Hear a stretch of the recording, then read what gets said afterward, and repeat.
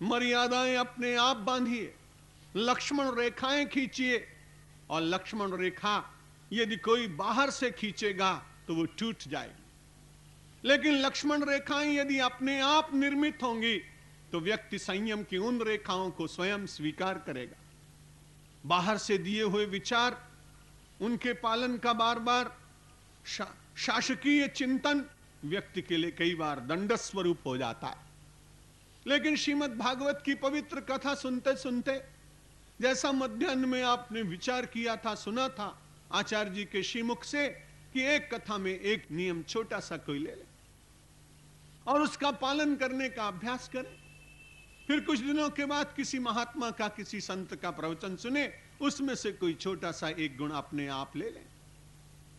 और इस तरह से मानव के दुर्गुणों के जंगल में सद्गुणों के पादप और उसमें से निरंतर सुरभि प्रदान करने वाले चरित्र के सौरभ से यह अपना राष्ट्र फिर से परिपूर्ण हो सकता है। कठिनाइयों पर विजय प्राप्त करने के लिए तो संसार में मनुष्य भेजा गया।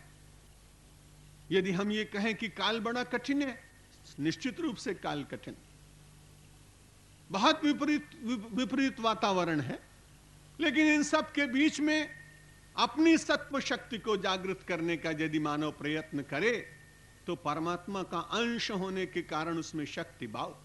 ईश्वर अंश जीव अविनाशी कि चेतन अमल सहज सुख राशि, सो मायावश परे गोसाई कि बंधु कीर मर कटकी नाई। वो अपने आप ही तो बंध गया है। मुझे और आपको किसी ने बांधा तो है ही नहीं। जब आपके भीतर शक्ति जागती है और आप कुंभ के मेले में जाते हैं, करोड़ों लोग जाते हैं, प्रयाग में, उज्जैन में, हरिद्वार में, नासिक में कम पहुंचते, लेकिन वहां भी बहुत बड़े संपन्न परिवार लोगों को देखा मैंने। अभी दिसंबर में अर्ध कुंभ था, वहां प्रयाग में एक बड़ा सम्मेलन था, उसमें मुझे जाने का अवसर मिला। बड़े संपन्न लोग कलकत्ता के, बंबई के, और नंगे पैर गंगा जी की रेती पर चलकर और माघ के मास में स्नान करने जा रहे थे। एक दो बंधु बहुत निकट के थे, उनसे हमने पूछा आपको गेजर याद आता है क्या? उन्होंने कहा महाराज यहां तो जब गंगा जी में गोता 10-20 लगाते हैं तब आनंद आता है। आप विचार करिए कि जो मानव इतने सुख में रहता हो, वही मानव नंगे पैर गंगा जी की रेती में चलकर स्नान करने के बाद आनंद का अनुभव करे, तो आप विचार करिए कि वस्तुएं सुख प्रदान करती हैं कि मानव की वृत्ति व्यक्ति को सुख प्रदान करती।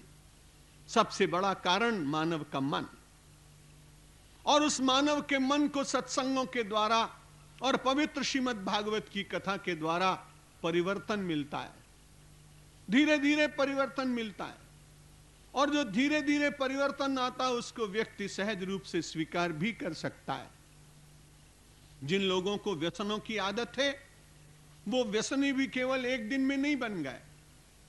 पहले किसी मित्र के द्वारा एक व्यसन का क्षणिक सुख मिला, फिर उसके साथ रहते रहते वो व्यसन का काल बढ़ता चला गया, और वही व्यक्ति व्यसन में इतना जकड़ गया कि वो जीवन का ऐसा अविभाज्य अंग बन गया कि उसको छोड़ने के लिए वो तैयार नहीं।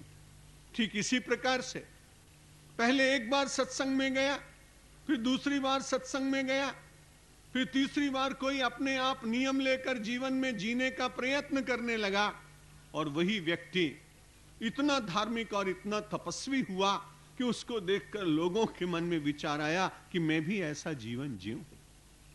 मन को केवल शिक्षण देने की आवश्यकता है, उसे परिवर्तित करने के लिए उसे समझाने की आवश्यकता है।